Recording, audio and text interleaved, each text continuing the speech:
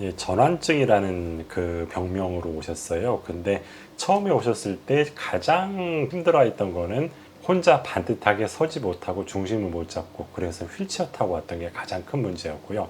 그 다음에 두 번째는 경련. 그러니까 가만히 있어도 온몸이 다 떨렸어요. 그냥 앉아만 있어도 앉아서 고정된 자세가 안 되고 그냥 계속 손 떨리고 발 떨리는 상태. 그런 상태가 두 번째였고 그 추위를 못 견디더라고요.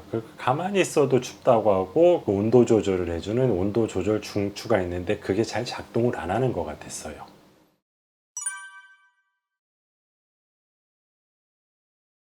제가 아주 기억을 정확하게 하는 게 회사에서 사실 처음 이 증상이 발현이 됐어요. 근데 오른손 떨림이 심하더라고요. 왼손도 떨렸지만 오른손이 떨려서 제가 수기 결제 이제 사인을 해야 되는데 아예 그게 불가능한 거예요. 그래서 너무 솔직히 놀랬는데 다른 회사 분들도 계시니까 티는 안 냈었어요. 그리고 이제 그 다음날 괜찮겠지. 사실 마그네슘 부족인지 알고 마그네슘 많이 제대로 챙겨 먹고 하면 괜찮겠지 했는데 그 다음날에는 다리까지 후덜덜 떨리기 시작하더라고요.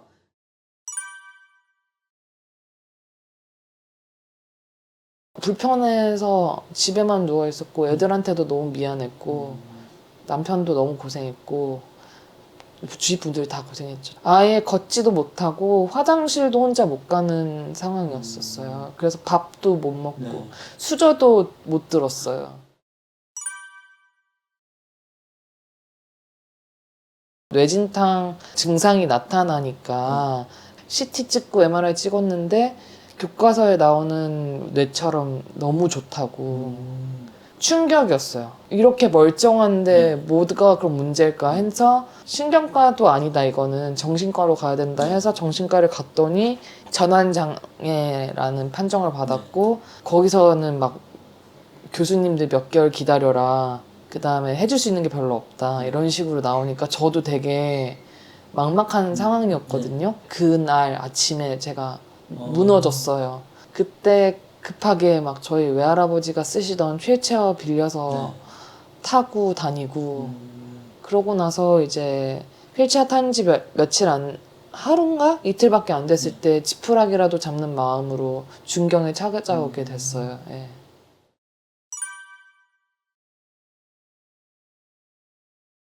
첫 번째 어지러움 증상에서 중심을 잘 못 잡는 부분에서는 귀 쪽이라던가 경추에 영향을 줄 수 있을 거라고 생각을 했어요. 그래서 경추 쪽에 좀 문제를 파악을 했고 경추가 오른쪽으로 좀 틀어져 있는 거 그런 부분을 좀 발견을 했어요. 그 다음에 두 번째 발의 그 중심을 봤을 때도 오른쪽 고관절, 오른쪽 발에서 중심을 더 많이 잘 못 잡는 걸 발견했어요. 그래서 전반적으로 오른쪽의 문제다라는 걸 파악을 했고요. 보통 그 스트레스를 많이 받았을 때 스트레스가 신체 증상으로 바뀌는 거를 전환증이라고 하는데 사람 몸에서 그 문제로 나오는 거는 불면이에요. 그래서 잠을 잘 자는지 못 자는지 그거 파악을 했고요. 증상이 심해지는 거는 신장 기능의 그 증상으로 오는데 신장맥의 흐름이 원활한지를 좀 파악을 했습니다.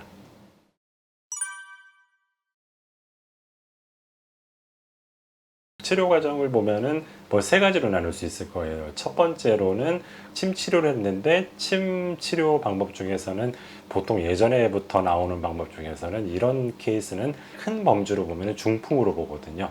그래서 중풍에서 쓰는 여러 가지 혈자리들이라던가 어떤 부분이 더 안 좋은지를 체크해서 거기에 맞는 침을 놔줬어요.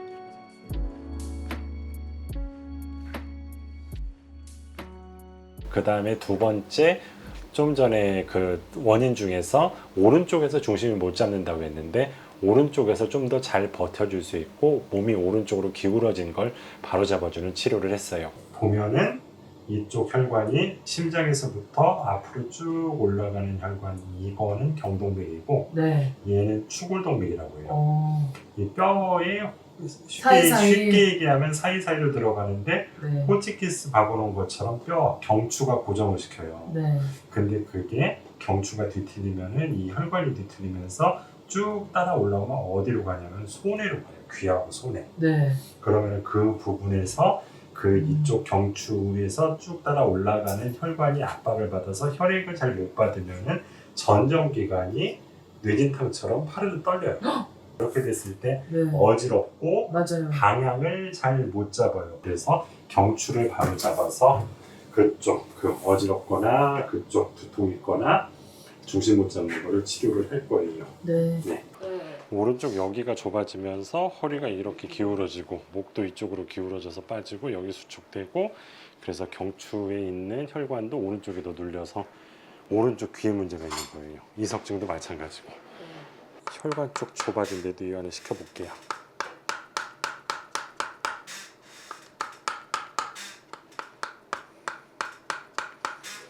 이 밑에는 안 아프죠? 밑에는 네. 이 왼쪽 괜찮죠? 왼쪽도 괜찮아요. 치료 과정이 전체적으로 등뼈가 둥글게 튀어나온다고 해서 흉추가 후만된다고 하는데 네. 흉추가 후만되면은 그러니까 등뼈가 여기가 나오면은 목은 앞으로 더 빠져나가면서 목에 가는 하중이 굉장히 커져요. 그 다음에 세 번째는 약 처방을 했어요. 약 처방은 공진단 종류인데 그 안에 산삼, 우황, 웅담, 사양, 녹용, 당귀, 산수유가 들어가요. 가장 핵심적인 거는 산삼이었던 것 같아요. 왜냐하면 몸에서 오한이 일어나고 춥고 그런 부분을 산삼이 복용을 했을 때 가장 빨리 느끼는 거는 몸이 따뜻해진다는데 한 일주일 정도 내로 몸이 좀 따뜻해지면서 오한 증상은 없어졌어요.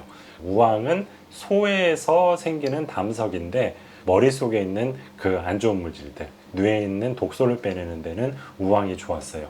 그 다음에 사양은 그 몸에 있는 막힌 거를 뚫어주는 역할을 해준다고 하는데 혈행이 막힌다, 혈액순환이 막힌다 그런 개념에서 사양이 그렇게 뚫어주는 작용을 하고 나머지 녹용, 당귀, 산수유 그런 정도는 신장을 좋게 만들어줘서 몸에 혈액을 잘 만들어서 끝까지 보내줄 수 있는 그렇게 작용하게 그 약을 썼어요.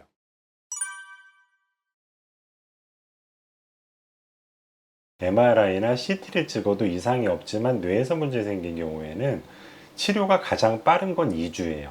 그 다음에 증상이 남았으면 2달까지가 빠르고 그리고 또 증상이 남으면 6개월까지가 빨라요. 그래서 2주가 가장 중요하다고 생각을 하고 2주 동안 치료를 했는데 처음에 왔을 때가 12월 20일이었고 걷기 시작한 게 1월 6일이에요. 대략 한 17일 정도 걸린 것 같아요.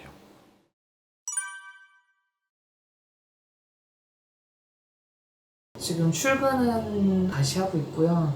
그리고 아이들하고도 이제 등원, 하원 제가 해줄 수, 마중 나갈 수 있을 정도로 많이 후전됐고 일상생활에는 아무런 이제 영향이 없는 것 같아요.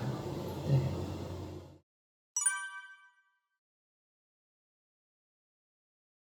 한의학의 매력은 정체성이라고 생각하는데 좀 어려운 말이에요. 정체라는 게 몸 전체를 본다는 얘기거든요. 보통 보면은 눈이 아프면 눈을 보고 예를 들어서 무릎이 아프면 무릎을 보고 그렇게 하잖아요. 근데 한의학은 몸 전체의 균형을 봐요. 그래서 지금 그 환자분처럼 어지러움 증상이 있으면은 그게 오장육부 중에서 어디가 안 좋아서 어지러움에 영향을 미쳤는지 그걸 확인하고요. 그 다음에 그 반듯하게 서고 앉고 하는 거 목 쪽이라던가 그 손의 쪽 그리고 귀 쪽에 영향을 받아가지고 중심을 못 잡는다고 쳤을 때 그걸 바로잡기 위해서 골반부터 척추 전체를 다 봐요. 전체를 다 보고 안 좋은 부분을 하나하나 찾아서 고쳐가는 거 그게 한의학의 매력이라고 생각을 합니다.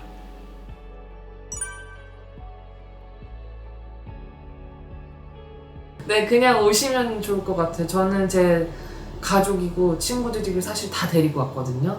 그래서 선생님한테 정말 이렇게 안전뱅이였던 저를 이렇게 세워주시고 진짜 일상생활 할 수 있게끔 도와주신 거에 너무너무 감사하고 아프지 않더라도 아프면 준경한의원 이게 뭐 여기 써있더라고요.